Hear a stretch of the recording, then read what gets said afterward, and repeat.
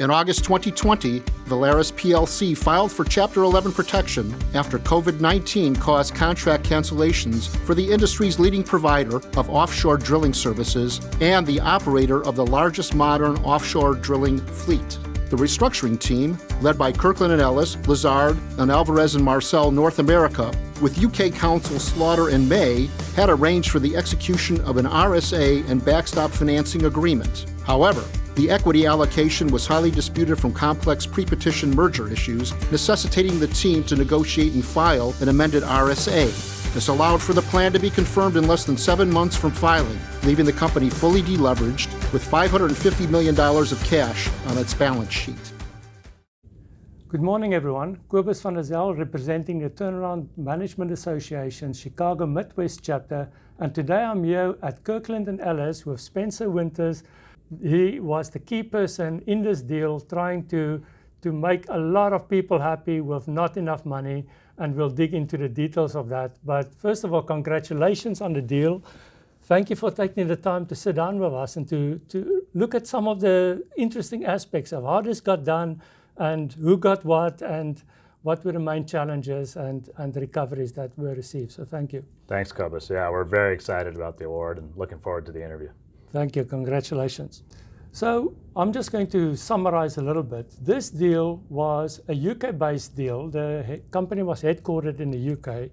It had 64 rigs. It was the largest international drilling operation in the industry, and it was 3,000 employees. So we're talking about a really big company. What stood out to you about the size of the deal and what made it impressive? Yeah. By a lot of metrics, it was the largest drilling company at the time, including total rig count, and it had a massive capital structure. $7.1 billion of total debt.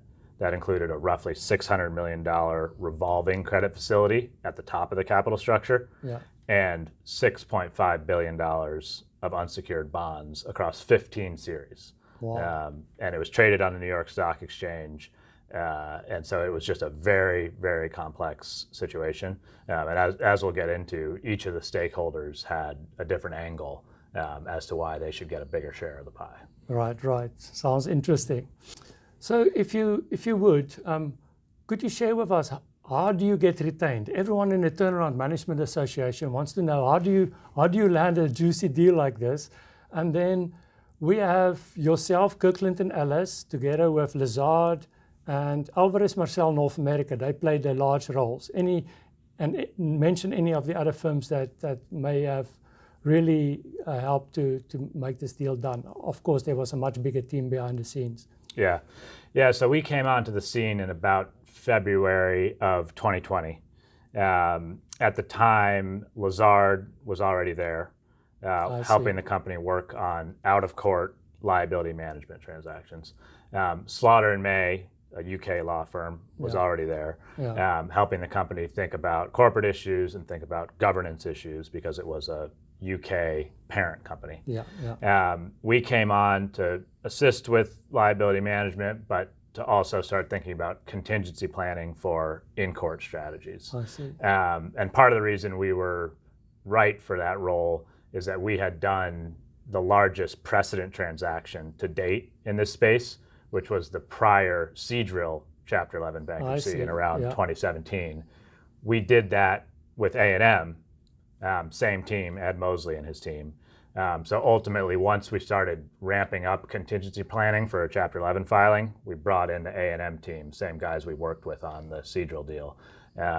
And so it was, in some ways, it was kind of the dream team for the next drilling restructuring. Right. So it sounds like forming these teams on one deal can give you a strategic advantage on landing other deals in that industry. So Absolutely. That's a nice competency. And there were more drilling restructurings to come after this. So it was in some ways just the beginning. Right. So initially, please describe, before COVID hit, what was the level of stress in the company? Were you involved then? You also attempted to do out-of-court liability management transactions to reduce leverage. How did that work out, and how did COVID really change the game when you got to that point? Yeah, by the time we got on the scene in February, the company had been considering liability management transactions, meaning out-of-court exchanges and the like, for some time. It ultimately would not last long because COVID hit in March. And that was huge for this industry. It was huge in general, and it was huge for the offshore drilling industry because the COVID crisis came coupled with an OPEC price war that drove oil prices way down. Negative. Yes, even negative briefly. Right. And that's not good for the offshore drilling industry. And it's especially not good for an offshore drilling industry that had already been in kind of a sustained downturn for the past several years or more, really since 2015 right. or earlier. So it ultimately precipitated what would be kind of a cycle of offshore drilling Chapter 11s. Like I said, Seadrill had filed previously. It would go on to file a second Chapter 11, and several other competitors to Valaris would ultimately file Chapter 11 cases as well. And so the industry was somewhat in distress and then became extremely distressed upon the onset of the coronavirus and the OPEC price war. Okay. So then you continued with the deal, and in August 2020, the company filed for Chapter 11. But it looks to me that there are phases to the deal of the pre-petition, the preparation for Chapter 11, where you had to get agreement on the RSA, Restructuring Support Agreement, and then going into the Chapter 11, where you really had to have an amended RSA eventually, because you only had 50% support going in with your RSA.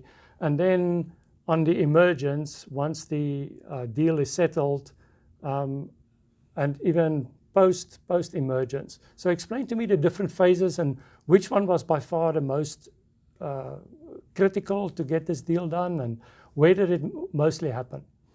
Yeah, I'd really split it up into a few phases. So there was, like you said, the pre-petition planning phase when we were negotiating the RSA. That's leading up to mid-August when we ultimately filed. Right before we filed, there was a critical pivot point where we changed directions from the deal we had been negotiating up to that point in a dramatic way. So I'll get to that in a minute. That shift resulted in a litigation phase after we filed. I see. Where we were ultimately litigating with our bank lenders. We then settled and got the But that also forced you to file, didn't it? We were or at were that you point, ready? Yeah, we were planning to file at that point Okay. to implement a comprehensive restructuring. We wanted it to be a highly consensual comprehensive restructuring. Of course, we wanted it to be a prearranged Chapter 11 case. But given the $6.5 billion of bonds widely held across 15 tranches, very unlikely that we were going to get enough support to do it out of court. So we were planning to file. We had stopped paying coupon payments on the bonds at some point, and had been getting extensions from both the bank lenders and the bondholders forbearing from exercising remedies on account of those missed coupons. And that had been repeatedly extended up to an August 15th kind of deadline that everyone understood was kind of the last extension. I see. It had, it was time essentially for the company to file. We weren't going to be getting any further extensions from the debt holders, and we needed to make a decision. Okay. So leading up to that August 15th date, we were negotiating a pretty conventional restructuring with two main groups. One group was the bank lenders, represented by Sherman and Perella. The other group was an ad hoc group of bondholders represented by Kramer and Houlihan. Okay. But the bank was a much smaller group than the bondholder group, right? That's right. Can you just mention the numbers so our audience can understand? Yeah. So the bank loan was a $600 million, roughly, revolving credit facility, and the lenders were, conventional money center commercial banks, big banks. That was a first priority revolver, so it came ahead of the bonds, but it was unsecured. Oh my goodness. Which is very, very rare. I think most restructuring professionals can say that they have rarely seen a $500 million bank loan that's unsecured on the verge of a Chapter 11 filing. Wow. It did have structural seniority because it had guarantees from rig-owning entities that sat below the parent, whereas the bonds only sat at the parent. I see. But it did not have security.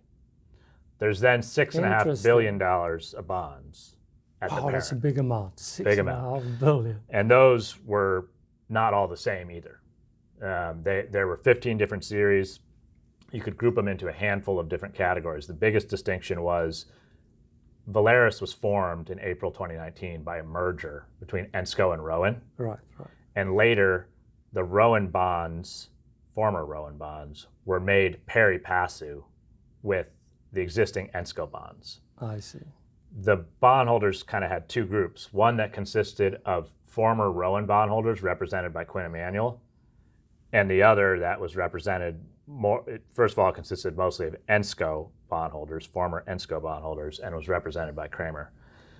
The Rowan group sued the company before the filing, alleging that the transaction that made those bonds pari passu had harmed them because they wanted to stick with their Rowan assets, which were superior. I see. And so that created a dynamic among the bondholders where those two groups were each arguing that they should get a bigger share of the pie because of their relative rights and because of these litigation arguments that the Rowan group said they had. Okay. So I guess they were not part of the 50% that you got consensus with beforehand, but tell me about the different groups before the filing and this pivot that you mentioned. Yeah, the bondholders actually did end up coming together before the filing. Okay. But that didn't happen easily. But the negotiation that was playing out in the months leading up to, again, this August 15th deadline, was a pretty conventional restructuring around the idea that we needed to essentially fully delever. But the banks, with their $600 million structurally senior position, were going to get roughly $600 million of take-back debt, par, on amended terms that were more favorable to the company, but they were going to get debt, dollar for dollar debt in exchange for debt, which anyone who's dealt with commercial banks knows that's how they prefer to do restructurings when they have to do them. Yeah. The bonds were going to fully equitize. And so it was a debate among the bondholders about how their equity was going to be split among them. And then it was a debate between the company, the bonds, and the banks about the terms of the $600 million of take-back debt that the banks were going to get. The banks obviously wanted more lender-friendly terms. The bonds and the company wanted more company-friendly terms because the bonds were going to be the future owners. Right.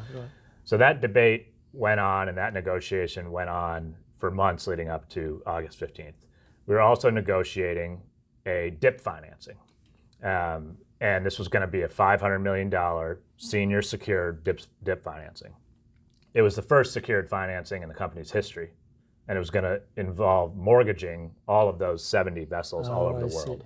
So it was an incredibly complex process and an incredibly complex negotiation with the bank lenders around the terms of the DIP. And it was most likely the banks who were going to do the DIP, as is typically the case. The senior lender does the DIP. So we're negotiating this deal. $500 million DIP from the banks, $600 million of take-back paper for the banks, par, equity for the bonds. And the bonds are talking between themselves, the Rowan group, the Ensco group, debating about the split between them. Leading up to this, we're about a week out now from August 15th. And we're on the 1 yard line with the banks on a $500 million DIP term sheet. It's been a very, very tough negotiation, but we're almost there. An impasse is reached on the terms of that $600 million of take-back debt for the banks. And I won't bore you with the details. It was close, but it was unbridgeable, and we were out of time. Wow. So there was basically three options at this point. One was a traditional Chapter 11 filing without signing up a deal with anyone. The other was signing up a deal with the banks. And that would mean a fight with the bonds, at least at the beginning. Yeah, now you have only a small percentage of the credit that's supporting your deal. Exactly. The problem with teaming up with the banks was, first of all, the bonds were, 10 times the size or close to it, or more. Number one. Number two, the bank deal was not that favorable to the company. I mean, it left a fair amount of debt on the company. The terms were not what we wanted them to be.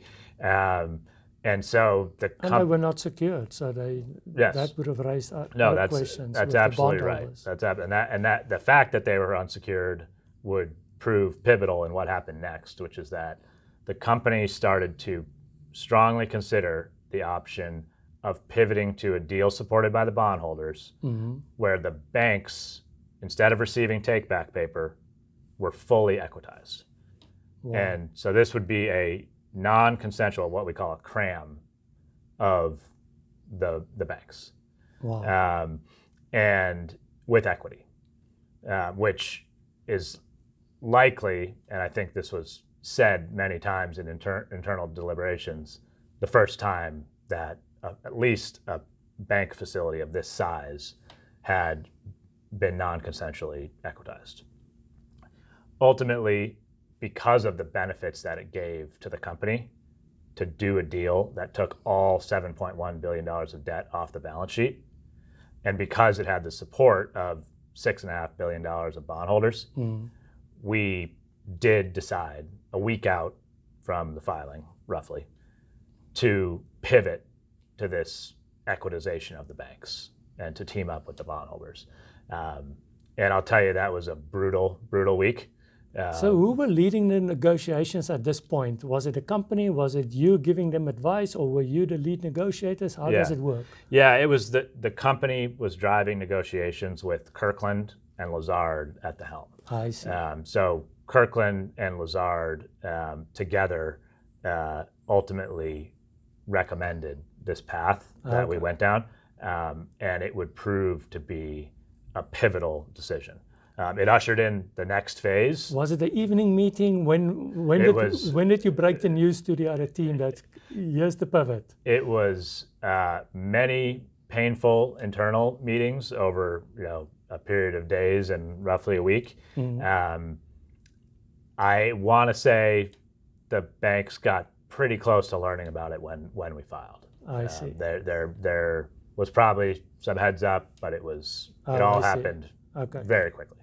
Within days of so you pivoted, got the RSA from the bondholders, didn't let the bank know, and proceeded to filing. Yeah, we were in negotiations with the banks around a deal with them, so they knew that negotiations had broke down.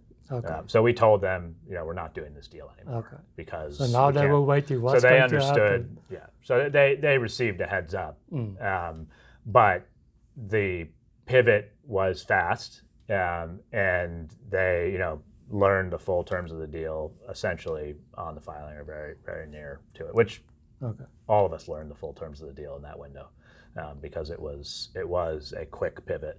The terms of the deal were very roughly, and I'll keep it simple because the numbers are so detailed but just at a high level, about a third of the reorganized equity would go to the $600 million of bank debt, fully equitized. The remaining 2/3 would go to the bonds, 1/3 as straight equity on account of their $6.5 billion of claims, the other third stapled to a $500 million new money raise at closing that would take out the dip. And the dip, instead of being provided by the banks, was going to be provided by the bonds. I see. On very, very similar terms. And that set up a phase, which is the post-petition phase, that was heavily, heavily litigated for a period of months. So we'll get to that point. But now you file in the Southern District of Texas. I think that makes sense. That's where the oil flows. Any other reason why you filed there? The company was headquartered in London, but had a corporate office in Houston. Had a significant presence there. That makes sense. And so it ultimately ended up being a good venue for the company, and a number of other drillers ended up filing there as well, like you said, because of the oil and gas connection. Right. So now you're in Chapter 11, and you're working towards this. Eventually, you had an amended RSA. But as you mentioned, the banks are now not happy No. They're probably questioning who came up with this 1/3 number, right? That's right. Yeah, the banks really had three main arguments. And to be clear, they had a lot of arguments, but we'll distill it down to these three for the sake of brevity. The first was an objection to the DIP. The second was an objection to the idea of equitizing them. Okay. You can't non-consensually equitize banks. That was the argument. And the third was an objection to the new money raise at emergence, the exit financing. Yeah. So the first argument was a DIP argument. That came early on. The other two arguments were confirmation arguments, plan approval arguments. Of course, they would be advanced from day one and mentioned and discussed in court all the way leading up to confirmation, but they were ultimately going to have to wait for a ruling until confirmation. The DIP fight, though, happened early. Because there was no secured debt, we didn't need to have a cash collateral order. We weren't running out of money imminently. So we didn't need to have a fight on day one. I see. So we were able to have a relatively quiet first day hearing where there wasn't much for the banks to object to because we weren't asking for cash collateral. We weren't asking for a DIP. But soon thereafter, at or around the second day hearing, we ended up having a 2-day evidentiary trial on the DIP and a battle of the experts around that financing. And the substance of the argument there was that the banks said that we should do their DIP instead of the bond DIP. And we should do it because it was cheaper. And there was basically two arguments on the cheaper point. We had paid a commitment fee, a cash commitment fee, $20 million in cash or thereabouts, to the bondholders, right before the filing in exchange for their $500 million DIP commitment. The banks proposed a DIP that they said was cheaper, but only when you took into account that $20 million that we had already paid. We said it's a sunk cost, and it's gone. So you don't take that into account, and the bank's DIP is actually more expensive because we have to pay them a fee now. So that was argument number one. Do you count the $20 million that was already paid or not? The other argument was, even if their DIP is a little more expensive, we don't want to do a DIP with a party that is avowedly hostile to our restructuring. Yes. Right? We're not going to mortgage the whole fleet to someone who wants the restructuring to fail. Right, because now you give them power, yeah. Right. And so we presented those arguments again at a 2-day evidentiary trial. They put on an expert, we put on an expert, we put on our CFO. But it boiled down to really that. And the judge ultimately ruled, number one, it was the pre-petition fee was a sunk cost. Couldn't get it back. So you don't take that into account when comparing costs. Number two, the debtor can take into account alignment with their lender. That is a sound exercise of business judgment to consider whether your lender is aligned with you or whether your lender is going to be difficult. I see. Interesting. So the court approved the DIP, and that was the end of the first fight. But the court noted that was just a skirmish, and the fight was long from over. And the big fight was going to be about, can you equitize? Can you do the new money? Okay. So you were leading with the same people negotiating now because this was a key negotiation as well? Yes. Yeah. The Lazard team testified, Perella team testified, and the CFO testified at the DIP hearing. Okay. And Kirkland, of course, led the litigation and the evidentiary presentation. Good.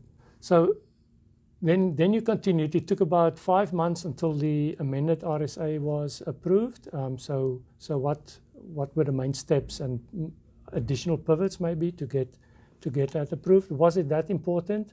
The most important was getting the pivot ahead of the filing, right? Yeah, I would say the pre-filing pivot was the biggest turning point in the deal. But now, post-petition, we're in the litigation phase, which is, can we get this done without the consent of the banks? And without 2 years of litigation. Yes, and we thought we could get it done without their consent and faster than 2 years. Okay. And so the first skirmish was the DIP hearing. We won that one. Now we're kind of setting up for a longer, harder fight. And this fight was really around those two confirmation issues that I discussed already. Okay. Number one, can you equitize the banks? Right. And number two, can you do a new money raise that has a third of the equity stapled to it? So on the first point, the banks basically had two arguments. Can you equitize the banks? They said, no, you can't do it as a legal matter. And even if you can do it as a legal matter, the equity you're trying to give me, a third, is not worth payment in full. And so on the argument that you can't do it as a legal matter, they focused on their structural seniority. But the problem is they were unsecured. And the bankruptcy code says different things about what a secured creditor versus an unsecured creditor can get. And for an unsecured creditor, they effectively need to get value equal to the amount of their claim. It doesn't specify what the currency is. It doesn't say they need to get their collateral back because they don't have any. It doesn't say they need to be paid in full in cash. It certainly doesn't say they need to get take-back paper. So we said you can, as a matter of law, pay them in full with equity, which really turns to the next question of valuation. Valuation. What does it mean to pay them in full? 3 times 600, which was about their loan, is 1,800. So they were saying it's not worth 1.8. Exactly. 1.8 billion. We needed to say it was the total enterprise value, total equity value, same thing because we're delevering, right? Is at least 1.8 billion. Yeah. And we ultimately put forward a valuation prepared by Lazard that said the midpoint valuation of the reorganized enterprise was around 2.4 billion. Okay, good. The banks wanted to say, it was less than half of that. Yeah, right? Of course. I'm not sure they ever publicly put forward a number because we didn't end up getting quite that far, but they were going to say, way, way less than 2.4 billion. And they did say that in many different forums. So that was going to be the fight. Was it 2.4 billion and more than payment in full, which is what we said. We said they were actually getting more than 100% recovery. You're welcome. And they said, it's nowhere close to that. It's never going to trade at those prices immediately post-emergence. And we're not getting a full recovery, even if you're allowed to do this, which they said you're not. So that was the fight around, can you equitize? So how did you convince them? I mean, you did convince them to settle for a 1/3 equity, didn't you? Yeah, we had some skirmishes in court that swayed people's positions. Okay. First, the dip fight, we won that. That helped with our leverage somewhat, although the judge did say, this is just the dip, this isn't the equitization. Right. Then we had fights around disclosure statement, exclusivity, other skirmishes along the way where we got our disclosure statement approved over their objection effectively, and proceeded to be on the track towards a confirmation hearing. The judge made some comments from the bench that people could interpret one way or another, and so they were analyzing. There was various briefing back and forth right during this time where we weren't at the confirmation stage yet, but everyone was still putting forth all their arguments, citing all their cases. We briefed everything I just said, explaining why you can equitize them, and they saw our expert report from Lazard that said this is the value. And so they were weighing their options and their likelihood of success, as were we. And we ultimately landed on a settlement where they did get more. They got cash on top of the equity.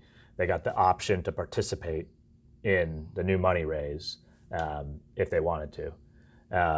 And so it ended up being a good outcome for everyone. Okay. But the parties had to weigh their relative litigation positions. But you got 72%, I think, of support for the amended RSA, and that was sufficient to then get the deal done? That's right, yeah. So when we filed, we had about 50% bondholder support, which is pretty typical with widely held bonds. Okay. It's when you've got $6.5 billion of bonds that are dispersed as widely as they were, you're not going to get everybody at the negotiating table pre-petition. It's hard to even find many of the smaller holders. what we did was we signed up a deal with that 50% group that had this exit financing. So a third of the equity goes to the banks, a third goes to the bonds just on account of their $6.5 billion of claims, and then another third of the equity is stapled to a $500 million secured new money raise that's going to take out the dip at closing. Okay.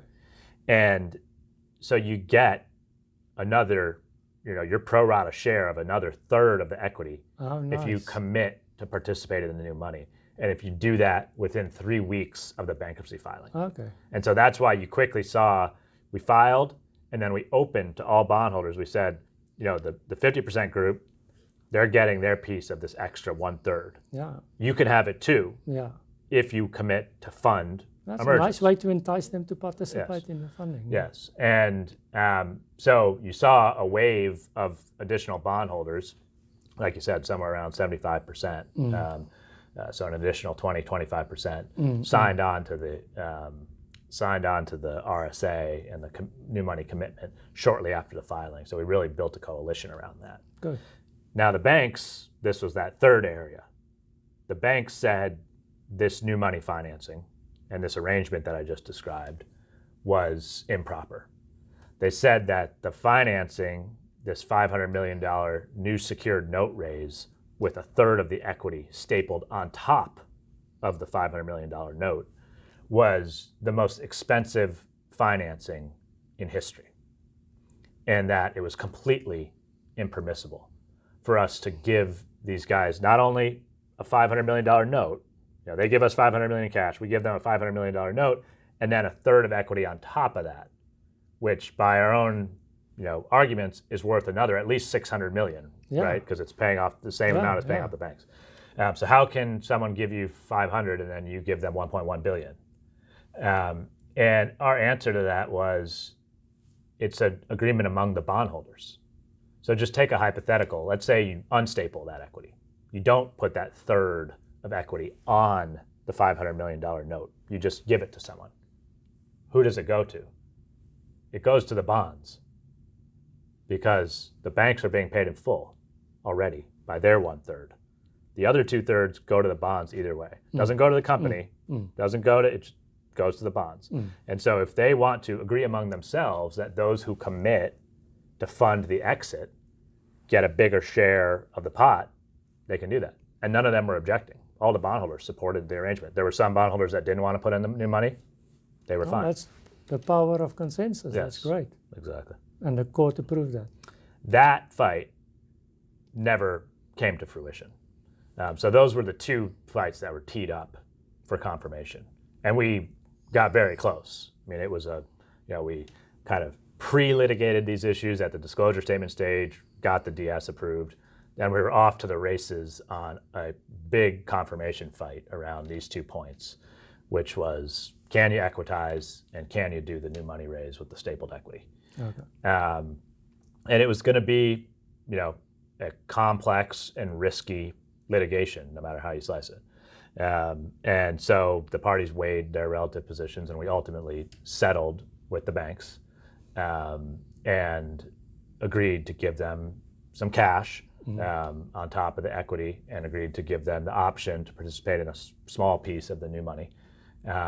And some of them chose option A, some of them chose option B. Ultimately, 100% of the banks agreed to the deal. I see, good. As well as extremely high percentages of bondholders. So it turned out to be highly consensual and a very good result for everyone involved.